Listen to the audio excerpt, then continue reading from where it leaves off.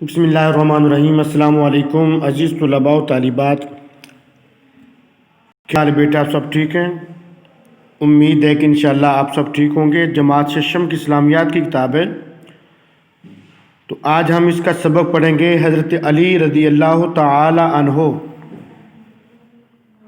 جو کہ موجود ہے آپ کی کتاب کے صفحہ نمبر 71 پر۔ تو چلتے ہیں ہمارے آج کے سبق کی طرف۔ جی عزیز طلباء و طالبات، یہ ہمارا آج کا سبق ہے حضرت علی رضی اللہ تعالیٰ عنہ، اور یہ صفحہ نمبر 71 ہے۔ آج آپ نے اس کی پڑھائی کرنی ہے اور ساتھ میں اس کا یونٹ ٹیگ بھی بنانا ہے۔ اس کا یونٹ ٹیگ آپ چیک کر لیں۔ یہ دیکھیں، حضرت علی رضی اللہ تعالیٰ عنہ کی تلوار ہے، جس کو ذوالفقار کہا جاتا ہے، سیف ذوالفقار۔ یہ آپ نے بنانی ہے۔ آگے یہ دو نوک والی ہوتی ہیں سامنے سے، ٹھیک ہے، اور اس کے اوپر یہ لکھا ہوا ہے لا فتح الا علی لا سیف الا ذوالفقار۔ یہ آپ بغور دیکھ لیں، یہ بھی آپ نے اس کے اوپر لکھنا ہے، اور یہ تلوار آپ نے بالکل اسی طرح بنانی ہے۔ حضرت علی رضی اللہ تعالیٰ عنہ کتاب سبق کا یہ یونٹ ٹیگ ہے، ٹھیک ہے۔ تو چلتے ہیں ہماری پڑھائی کی طرف۔ تعارف، سب سے پہلے حضرت علی رضی اللہ تعالیٰ عنہ کا تعارف ہے۔ حضرت علی رضی اللہ تعالیٰ عنہ کے والد کا نام ابو طالب اور والدہ کا نام حضرت فاطمہ بنت اسد تھا۔ آپ رضی اللہ تعالیٰ عنہ کی کنیت ابو تراب اور ابو الحسن ہے۔ ابو تراب یعنی تراب کا باپ، اور ابو الحسن یعنی حسن کا باپ، اور تراب کا معنی مٹی ہوتا ہے۔ حیدر کرار، اسد اللہ، اللہ کا شیر، مرتضیٰ آپ رضی اللہ تعالیٰ عنہ کے القاب ہیں۔ القاب کیا ہوتا ہے؟ یہ لقب کی جمع ہوتا ہے، القاب، ٹھیک ہے نا، لقب کی جمع القاب ہوتا ہے۔ حضرت علی رضی اللہ تعالیٰ عنہ کی والدہ نے آپ رضی اللہ تعالیٰ عنہ کو حیدر کا لقب دیا تھا۔ آپ رضی اللہ تعالیٰ عنہ نبی کریم صلی اللہ علیہ وسلم کی بعثت سے قریباً 10 برس پہلے پیدا ہوئے۔ بعثت کہتے ہیں اعلان نبوت کو، ٹھیک ہے نا، جب نبی کریم علیہ السلام نے اعلان نبوت فرمایا تو اعلان نبوت سے قریباً 10 سال پہلے حضرت علی رضی اللہ تعالیٰ عنہ پیدا ہو چکے تھے۔ حضرت علی رضی اللہ تعالیٰ عنہ نبی کریم صلی اللہ علیہ وسلم کے چچا زاد بھائی تھے، یعنی چچا کے بیٹے، ٹھیک ہے نا۔ چچا زاد بھائی یعنی چچا کے بیٹا جو ہوتا ہے نا، جو کزن ہوتا ہے، وہ چچا زاد بھائی ہوتا ہے۔ اور آپ کے جو والد تھے وہ ابو طالب تھے، اور ابو طالب نبی پاک کے چچا تھے، جنہوں نے نبی پاک صلی اللہ علیہ وسلم کی پرورش کی تھی حضرت ابو عبد المطلب کے وصال کے بعد۔ آپ رضی اللہ تعالیٰ عنہ نبی کریم صلی اللہ علیہ وسلم سے عمر میں بہت چھوٹے تھے۔ ظاہر ہے کہ نبی پاک صلی اللہ علیہ وسلم نے اعلان نبوت 40 سال کی عمر میں فرمایا تھا، تو اس سے 10 سال قبل آپ کی ولادت ہوئی تھی، تو عمر میں تو نبی پاک صلی اللہ علیہ وسلم سے یہ 30 سال چھوٹے ہیں۔ اس لیے آپ رضی اللہ تعالیٰ عنہ کی کفالت کی ذمہ داری نبی کریم صلی اللہ علیہ وسلم نے خود لی تھی۔ کفالت کہتے ہیں پرورش کرنا، پالنا، پرورش کرنا، اس کو کفالت کہتے ہیں۔ آپ رضی اللہ تعالیٰ عنہ بچپن ہی سے حضور اکرم صلی اللہ علیہ وسلم کے زیر سایہ رہے، ٹھیک، یعنی آپ کے پاس رہے، آپ کی نگرانی میں رہے، نظر میں رہے۔ نبی کریم صلی اللہ علیہ وسلم کو جب اسلام کی اعلانیہ تبلیغ کا حکم ہوا تو آپ صلی اللہ علیہ وسلم نے سب سے پہلے اپنے خاندان والوں کو کھانے کی دعوت پر بلایا۔ کھانے کے بعد آپ صلی اللہ علیہ وسلم نے ان کو دین اسلام کے بارے میں بتایا اور ان سے پوچھا کہ دین کے اس کام میں کون میری مدد کرے گا؟ تمام لوگ خاموش رہے سوائے حضرت علی رضی اللہ تعالیٰ عنہ کے۔ حضرت علی رضی اللہ تعالیٰ عنہ نے اس موقع پر آپ صلی اللہ علیہ وسلم سے کہا، اگرچہ میں اس مجلس میں سب سے چھوٹا ہوں، تاہم میں ہر طرح سے آپ صلی اللہ علیہ وسلم کا ساتھ دینے کے لیے تیار ہوں۔ اس وقت حضرت علی رضی اللہ تعالیٰ عنہ کی عمر صرف 10 برس تھی۔ حضرت علی رضی اللہ تعالیٰ عنہ نے ساری زندگی آپ صلی اللہ علیہ وسلم کا ساتھ دیا۔ مدینہ منورہ ہجرت کرنے کے بعد نبی کریم صلی اللہ علیہ وسلم نے حضرت علی رضی اللہ تعالیٰ عنہ کا نکاح اپنی پیاری بیٹی حضرت فاطمہ رضی اللہ تعالیٰ عنہ سے کر دیا۔ اس طرح آپ رضی اللہ تعالیٰ عنہ کو نبی کریم صلی اللہ علیہ وسلم کا داماد ہونے کا شرف بھی حاصل ہے۔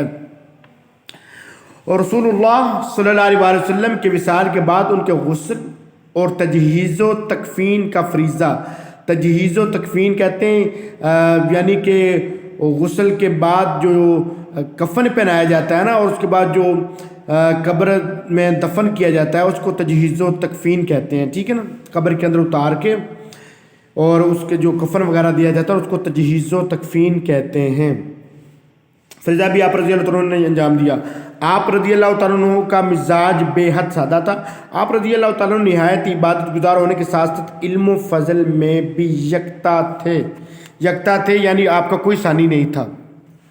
حضرت علی رضی اللہ تعالیٰ عنہ کی بہادری۔ حضرت علی رضی اللہ تعالیٰ عنہ نہایت بہادر اور دلیر انسان تھے۔ ہجرت مدینہ کے رات نبی کریم صلی اللہ علیہ وسلم کے پاس لوگوں کی امانتیں تھیں۔ کفار مکہ نے آپ صلی اللہ علیہ وسلم کے گھر کا محاصرہ کیا ہوا تھا، یعنی گھیرا ہوا تھا چاروں طرف سے گھر کو، اور وہ نعوذ باللہ آپ صلی اللہ علیہ وسلم کو قتل کرنے کے ناپاک عزائم رکھتے تھے۔ عزائم، عزم کی جمع، عزم ارادہ کو کہتے ہیں، عزائم ارادے۔ نبی کریم صلی اللہ علیہ وسلم نے حضرت علی رضی اللہ تعالیٰ عنہ کو حکم دیا کہ وہ آپ صلی اللہ علیہ وسلم کے بستر پر سو جائیں اور اگلی صبح لوگوں کی امانتیں ان کو واپس کر کے مدینہ منورہ چلے آئیں۔ حضرت علی رضی اللہ تعالیٰ عنہ نے بے مثال بہادری اور جرأت کا مظاہرہ کرتے ہوئے آپ صلی اللہ علیہ وسلم کے بستر پر بغیر کسی ڈر اور خوف کے لیٹ گئے۔ حضرت علی رضی اللہ تعالیٰ عنہ نے غزوہ تبوک کے سوا تمام غزوات میں شجاعت اور بہادری کے جوہر دکھائے۔ غزوہ تبوک میں نبی پاک صلی اللہ علیہ وسلم نے حضرت علی رضی اللہ تعالیٰ عنہ کو اپنا نائب بنا کر مدینہ منورہ میں ٹھہرایا تھا، اس لیے حضرت علی رضی اللہ تعالیٰ عنہ غزوہ تبوک میں شامل نہیں ہو سکے تھے۔ غزوہ بدر کے موقع پر آپ رضی اللہ تعالیٰ عنہ نے ولید بن عتبہ کو جہنم واصل کیا۔ آپ صلی اللہ علیہ وسلم نے غزوہ احد میں بھی خوب بہادری کا مظاہرہ کیا۔ آپ رضی اللہ تعالیٰ عنہ، یہ علی رضی اللہ تعالیٰ عنہ کے بارے میں ہے، ٹھیک ہے نا، حضرت علی کا ذکر ہے تو یہاں پر آپ نے آپ رضی اللہ تعالیٰ عنہ لکھنا ہے۔ اس موقع پر نبی کریم صلی اللہ علیہ وسلم کی حفاظت پر معمور جماعت میں آپ رضی اللہ تعالیٰ عنہ بھی شامل تھے۔ غزوہ خندق کے موقع پر آپ رضی اللہ تعالیٰ عنہ نے ہی عمر بن عبدود کو موت کے گھاٹ اتارا۔ فاتح خیبر کو فتح کرنے والے۔ غزوہ خیبر میں یہودیوں کا ایک قلعہ فتح کرنے کے لیے یکے بعد دیگرے کئی سپہ سالاروں نے کوششیں کی، چنانچہ نبی کریم صلی اللہ علیہ وسلم نے حضرت علی رضی اللہ تعالیٰ عنہ کے ہاتھ میں فتح کا علم دیا۔ آپ رضی اللہ تعالیٰ عنہ نے ایک ہی وار میں یہودیوں کے سردار مرہب کا خاتمہ کر دیا۔ اس کے قتل ہونے کے بعد یہودیوں کے حوصلے پست ہو گئے اور قلعہ بآسانی فتح کر دیا گیا۔ اس واقعے کی وجہ سے آپ رضی اللہ تعالیٰ عنہ کو فاتح خیبر بھی کہا جاتا ہے۔ ہاں جی، اور غزوہ خیبر میں آپ نے اس کا جو ہے وہ تفصیل سے ذکر پڑھا ہے جماعت ششم نے، جو پیچھے ہم نے سبق پڑھ چکے ہیں اس کا۔ تو غزوہ خیبر کے بارے میں وہاں پر رضی اللہ تعالیٰ عنہ کے بارے میں بھی پورا واقعہ وہاں پہ موجود ہے۔ خلافت۔ حضرت عثمان رضی اللہ تعالیٰ عنہ کی شہادت کے بعد حضرت علی رضی اللہ تعالیٰ عنہ مسلمانوں کے خلیفہ کے منصب پر فائز ہوئے، یعنی آپ چوتھے خلیفہ تھے۔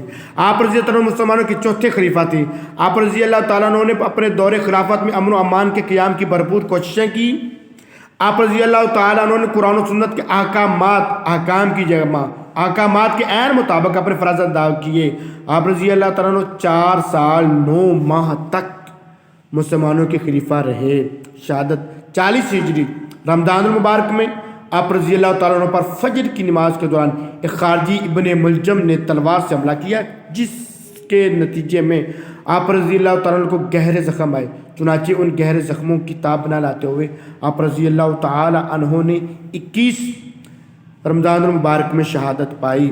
کیا آپ جانتے ہیں غزوہ تبوک کے موقع پر آپ حضور اکرم صلی اللہ علیہ وسلم حضرت علی کو مدینہ منورہ میں اپنے اہل و عیال کی دیکھ بھال کے لیے چھوڑ کر گئے تھے، اس لیے آپ رضی اللہ عنہ سے غزوہ میں شرکت نہیں کر سکے تھے۔ جی ہاں، تو جیسے کہ میں نے عرض کیا تھا کہ غزوہ تبوک میں حضرت علی رضی اللہ تعالیٰ عنہ کو نبی پاک علیہ السلام نے اپنا نائب ٹھہرایا تھا مدینے میں اور اہل مدینہ کی حفاظت کے لیے، ٹھیک ہے جی۔ عزیز طلباء و طالبات، جماعت ششم عنوان حضرت علی اسلامیہ صفحہ نمبر 71 اور 72 کی پڑھائی کریں، جو کہ آپ کے سامنے ہم نے کر لی ہے، اور اس کی آپ نے پڑھائی کرنی ہے، پلس یونٹ ٹیگ بنایا ہے۔ یونٹ ٹیگ آپ کو میں نے عرض کر دیا، صفحہ نمبر 71 پر سب سے اوپر حضرت علی رضی اللہ تعالیٰ کی تلوار ہے، ذوالفقار، اس کا نقشہ ہے، وہ آپ نے بنانا ہے اور خوب اچھی طرح بنانا ہے اور اس کو اچھی طرح پڑھنا ہے۔ السلام علیکم ورحمۃ اللہ وبرکاتہ۔